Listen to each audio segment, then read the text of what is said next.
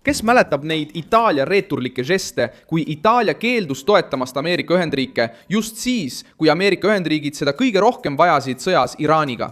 Trump maksab nüüd jõhkralt kätte ja on avanud otsese kriisi Itaaliaga pärast seda, kui ta ütles Itaalia televisioonile, et Giorgia Meloni olevat palunud temaga Prantsusmaal G7 kohtumisel pilti teha. Vaata, kuidas Trump vaatab Melonit samal ajal, kui tema üritas G7 kohtumisel temaga juttu alustada.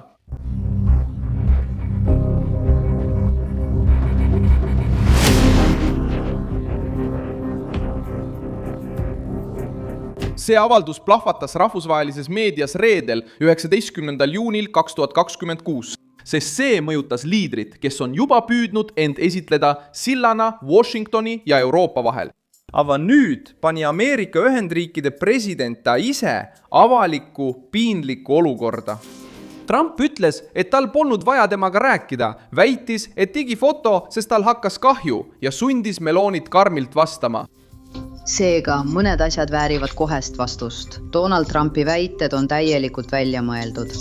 Ausalt öeldes olen ma šokeeritud. Ma ei tea, miks Ameerika Ühendriikide president käitub liitlastega nii. See pole muide esimene kord, kui see juhtub. Mul on kahju ainult sellest, et ta ei näita üles sama otsustavust. Lääne vaenlaste, Ameerika Ühendriikide vaenlaste suhtes, kelle juhtkonna suhtes, ollakse seevastu palju leebem. Aga on üks asi, mida ta peab meeles pidama. Mina ja Itaalia pole kunagi anunud. Probleem on selles, et Itaalia reaktsioon ei piirdunud ainult selle lausega. Antonio Tajani, Itaalia välisminister, tühistas reisi Ameerika Ühendriikidesse.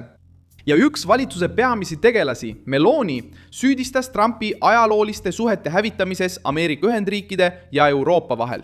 Just seal saabki see juhtum poliitilise kaalu. Trump ei sihtinud ainult ühte fotot. Ta paljastas ühe Euroopa liitlase, kes oli kõikunud Washingtoni meele järele olemise, Euroopa Liidu järgimise ja Lähis-Ida sõja vastu suunatud diplomaatilise survega mitte lõpparve tegemise vahel. Mida Trump tahtis näidata, alandades Melonit? Miks Itaalia reageeris nii suure poliitilise hirmuga? Kuidas see kriis võib mõjutada mängu Ameerika Ühendriikide, Euroopa, Iisraeli ja Iraani vahel? Ma räägin sulle sellest kõigest kohe. Kui sulle meeldib selline otsekohene ja aus sisu, siis kaalu tellimist, sest siin on iga päev selliseid videoid. Kriis sai alguse pärast G7 tippkohtumist Evian-les-Lesbanis Prantsusmaal, kus Trump ja Meloni nähti kõrvuti vestlemas. Trump rääkis Itaalia telekanalile Lazzeti ja ütles, et Meloni tahtis temaga väga pilti teha. Ajalehtedes avaldatud versiooni kohaselt väitis Trump, et Meloni olevat pildi pärast lausa anunud ja tema nõustus ainult haletsusest. See lause mõjus Roomas nagu hoop, sest see tuli presidendilt, kes oli juba varem Euroopa liitlasi karmilt survestanud, eriti kui ta nägi lojaalsuse puudumist või kahekordset mängu. Meloni vastas, jättes vaikusele ruumi andmata. Ta väitis, et see lugu oli täielikult välja mõeldud. Ütles, et on Trumpi käitumise üle üllatunud ja kritiseeris tema erinevat suhtumist liitlastesse ja vastastesse. Peaminister rõhutas veel, et ei tema ega Itaalia ei palu midagi. See lause oli mõeldud selleks, et püüda päästa Itaalia valitsuse mainet avaliku alanduse ees, kuid näitas ka, et Rooma tundis lööki. Kui valitsusjuht peab eitama, et ta anus üht fotot, on kahju juba tehtud. Itaallaste ebamugavus kasvas veelgi, sest välisminister Antonio Tajani tühistas reisi Ameerika Ühendriikidesse. See samm muutis fraaside vahetuse diplomaatiliseks kriisiks. Tajani ütles, et Trumpi sõnad solvasid kogu Itaaliat, mitte ainult Melonit. Itaalia valitsus püüdis reageerida nagu kannatada saanud riik, sest Trumpi poolt edastatud pilt polnud tugeva liidri oma Ameerika Ühendriikide ees, vaid peaministri oma, kes otsib kinnitust, püüdes samal ajal säilitada oma tegevusruumi Washingtoni ja Brüsseli vahel. Giovanni Battista Fazzolari, Meloni lähedane liitlane ja valitsuses mõjukas nimi, tõstis samuti häält. Ta süüdistas Trumpi ajalooliste suhete kahjustamises Ameerika Ühendriikide ja Euroopa vahel ning ütles, et Ameerika president muudab Ühendriigid Euroopas ebapopulaarseks. See reaktsioon näitab ebamugavuse ulatust. Melonit peeti varem üheks Trumpile kõige lähedasemaks Euroopa liidriks. Ta osales isegi tema ametisse astumisel 2025 ühendal aastal, kuid suhe nõrgenes, kui Rooma hakkas tundlikumates küsimustes, nagu Iraan, Vatikan ja Euroopa Liidu surve ettevaatlikumalt tegutsema. Viimastel kuudel püüdis Meloni olla sillaks Trumpi ja Euroopa liidrite vahel, kuid see roll muutus üha keerulisemaks. Ühelt poolt nõudis Washington selget joondumist.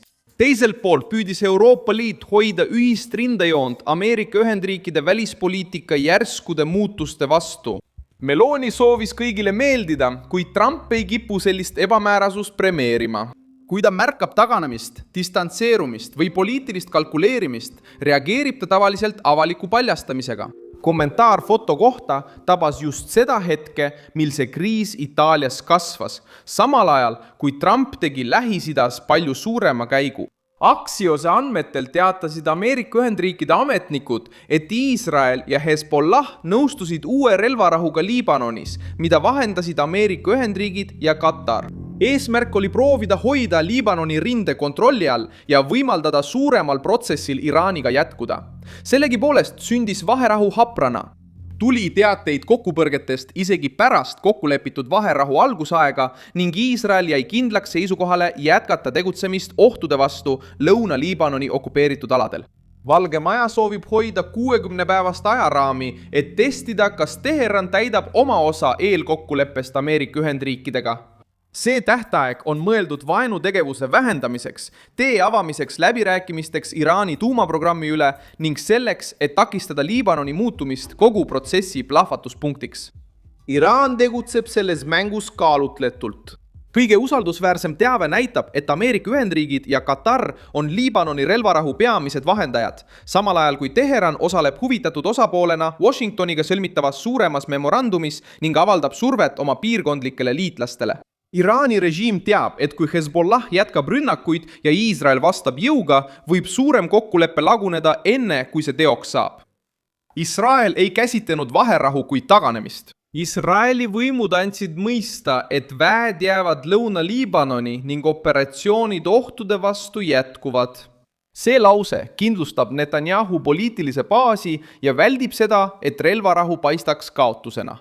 Samal ajal teeb see selgeks, et Trump püüab korda kehtestada ilma kogu narratiivi Teheranile loovutamata.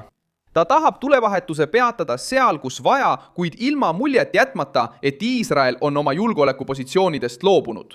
Selle malelaua keskel tegi Trump ka Ameerika Ühendriikides sümboolse sammu.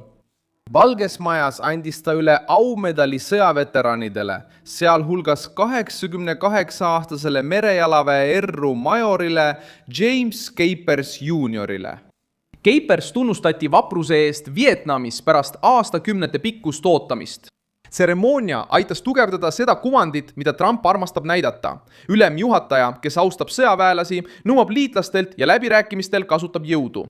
Capersi austamine polnud juhuslik detail. See toimus samal ajal, kui Trump seisis silmitsi diplomaatilise kriisiga Itaaliaga ja püüdis hoida Lähis-Ida kokkulepet. Tema toetajaskonna jaoks tugevdab medalitseremoonia stseen tugeva presidendi kuvandit, kes on seotud veteranidega ja valmis tegutsema ilma Euroopa diplomaatilise eliidi luba küsimata. Kriitikute arvates tekitab Trumpi agressiivne stiil tarbetuid pingeid liitlastega. Aga fakt on see, et ta jätkab päevakorra keskmes olemist, samal ajal kui vastased ja partnerid reageerivad tema sammudele. New York Timesi reportaaž Trumpi valitsemisstiili kohta hakkas selles kontekstis taas levima, tuues välja presidendi soovi võtta vastutusele isikuid, keda ta peab endaga seotud vigade ja rünnakute eest vastutavaks. Üks toodud näidetest puudutab Chris Krebst, endist valimiste julgeolekuametnikku, kes lükkas 2020 aastal ümber laialdased pettuse süüdistused ning sattus hiljem uurimise täidesaatva korralduse sihtmärgiks. See episood aitab selgitada Trumpi poliitilist meetodit.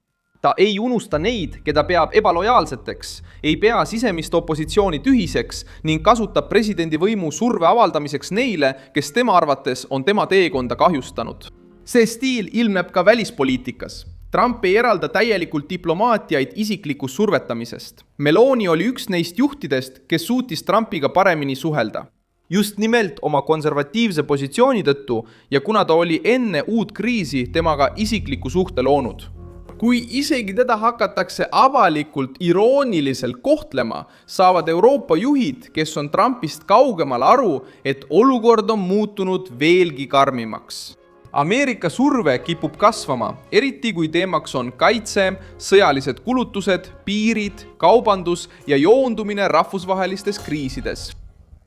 Mina olen Milson Alves, globalist, rahvusvaheliste suhete asjatundja ja minu eesmärk on hoida sind iga päev tõega hästi informeerituna. Uudiste lingid leiad videokirjeldusest. Pane sellele videole like, telli kanal ja vaata lõpus kommentaare, et olla veelgi paremini seotud Milson Alvese kogukonnaga.